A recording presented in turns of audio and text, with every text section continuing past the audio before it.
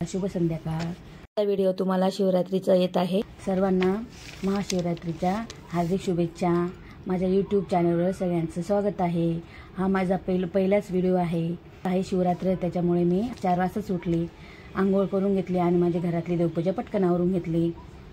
6:15 पर्यंत माझं सगळं देवपूजा वगैरे सगळं आवरलेलं होतं आणि मग मी पण लगेच मंदिरात गेले आणि आधी नंदीची पूजा केली, मग कासवाची केली आणि मग भोलेनाथांची केली।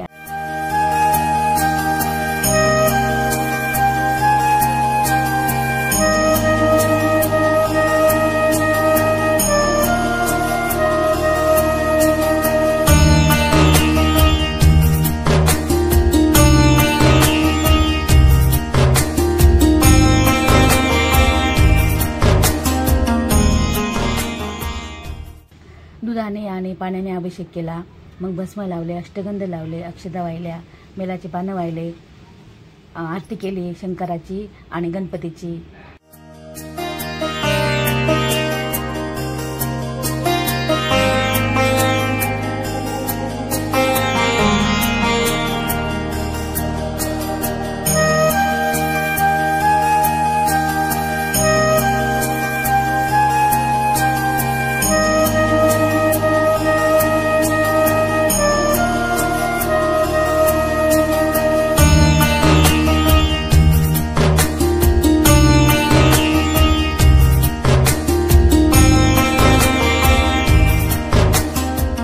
थोडा वेळ नामस्मरण केलं, थोडा आणि फोटो काढले आणि मग घरी आली।